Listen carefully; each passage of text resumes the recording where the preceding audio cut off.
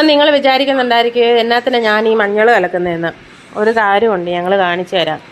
ഞങ്ങളുടെ ഇവിടെ ഏതെങ്കിലുമൊക്കെ മാസങ്ങളിൽ എന്തെങ്കിലുമൊക്കെ പ്രശ്നങ്ങൾ ഞങ്ങളുടെ വീട്ടിൽ സാധാരണ. അത് ഒന്നെങ്കിൽ വളർത്തുമൃഗങ്ങൾക്കാണ് കൂടുതലും വരുന്നത്.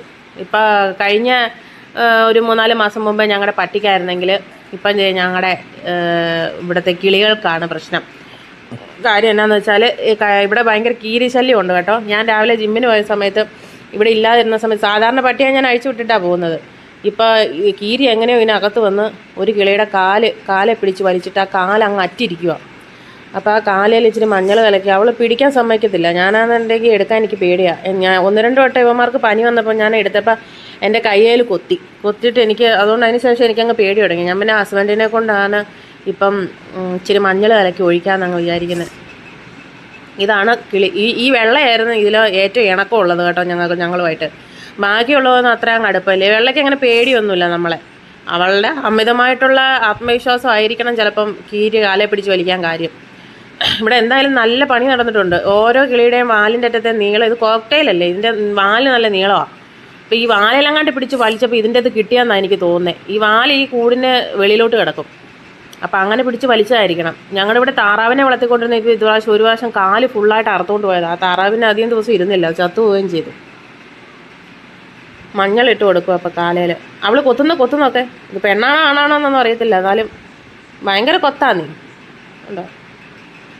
ഒരു വിരലിൻ്റെ തുമ്പ് അറ്റുപോയിട്ടുണ്ട്. പിന്നെ കാലിൻ്റെ മണ്ടവശം ഉണ്ടല്ലോ, നമ്മുടെ തുടയുടെ മേളുവശം, അതായത് ആ ജോയിൻ്റ് ഭാഗം, അവിടുന്ന് പകുതി ഇങ്ങനെ ഇരിക്കുക. അതിൻ്റെ ഉള്ളിലോട്ടാണ്. അവളത് കാണിക്കാൻ സമയണ്ട, നിങ്ങൾ നോക്കിയാൽ അത് മനസ്സിലാവും. തൊലിയെല്ലാം അങ്ങ് പോയി. ഇച്ചണിക്കാ കാലേ ഉള്ളൂ. ആ കാലെ പിടിച്ച് വലിച്ച് ഇതിപ്പം മനുഷ്യന് സമാധാനക്കേടുണ്ടാകാൻ വീട്ടിൽ എന്തെങ്കിലും മൃഗങ്ങൾക്ക് എന്തെങ്കിലും ഒരു ഇത് വന്നാൽ മതി, നമുക്ക് അന്നേരം സമാധാനക്കേടായിരിക്കും.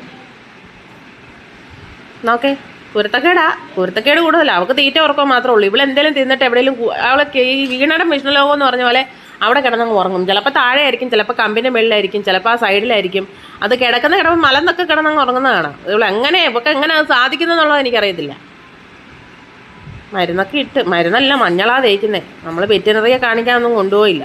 സാധാരണ ഇവിടെ പ്രാവിനെയൊക്കെ വളർത്തിക്കൊണ്ടിരുന്നപ്പോഴത്തേനുള്ള പിന്നെ കൂട് വൃത്തിയാക്കാൻ തന്നെയാന്ന് ചോദിക്കരുത്. കൂട് 2 ദിവസം മുമ്പ് വൃത്തിയാക്കിയതാ. ആ പേപ്പറല്ലേ അവന്മാർ കടിച്ചു. ആ തറയിലിട്ട് കൊടുക്കുക ഇപ്പോൾ ഫുഡ്.